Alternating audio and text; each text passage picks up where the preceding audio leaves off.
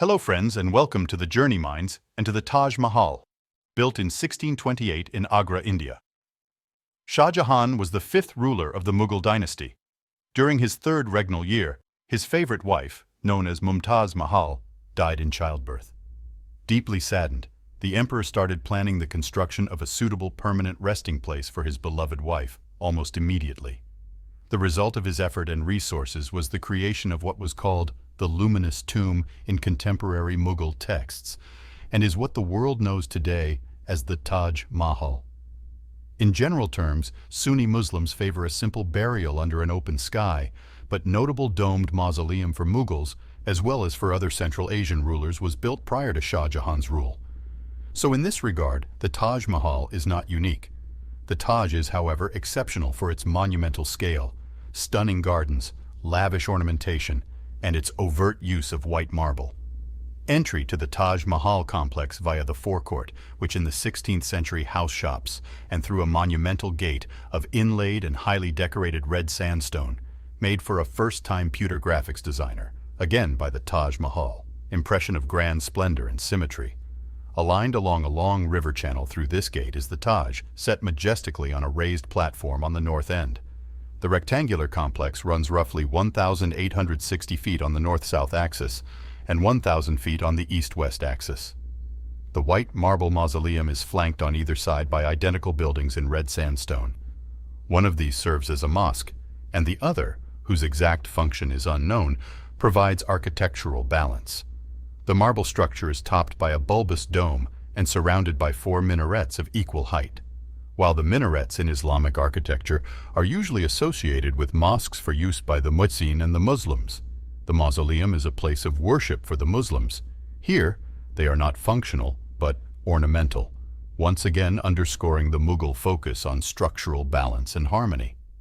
The interior floor plan of the Taj exhibits the Hakt Bishi Isht, or 8 levels principle, alluding to the 8 levels of paradise, consisting of 8 halls and side rooms connected to the main space in a cross-axial plan, the favorite design for Islamic architecture from the mid-15th century. The center of the main chamber holds Mumtaz Mahal's intricately decorated marble cenotaph on a raised platform. The emperor's cenotaph was laid down beside hers after he died 3 decades later. Both are encased in an octagon of exquisitely carved white marble screens. The cenotaph is a very important part of Islamic architecture. The coffins bearing their remains lies in spaces directly beneath the cenotaphs. Quranic verses inscribed into the walls of the building and designs, inlaid with semi-precious stones of coral, onyx, carnelian, amethyst, and lapis lazuli, add to the splendor of the Taj's white exterior. The dominant theme of the carved imagery is floral, showing the presence of some recognizable and other fanciful species of flowers, another link to the theme of paradise. Some of the Taj Mahal's architecture fuses aspects from other Islamic traditions, but other aspects reflect with indigenous style elements. In particular, this is evident in the umbrella-shaped ornamental chahatris, or dome-shaped pavilions atop the pavilions and minarets. And whereas most Mughal-era buildings tended to use redstone for exteriors and functional architecture, such as military buildings and forts, reserving white marble for special inner spaces, or for the tombs of holy men, the Taj's interior main structure is constructed of white marble, and the auxiliary buildings are composed of red sandstone. This white and red color scheme of the built complex may correspond with principles laid down in ancient Hindu texts, in which white stood for purity and the priestly class, and red represented the color of the warrior class.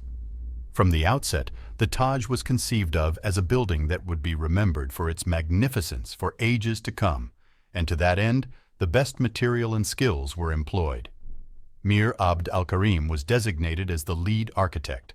Abdul Haq was chosen as the calligrapher, and Ustad Ahmad Lahari was made the supervisor. Shah Jahan made sure that the principles of Mughal architecture were incorporated into the design throughout the building process.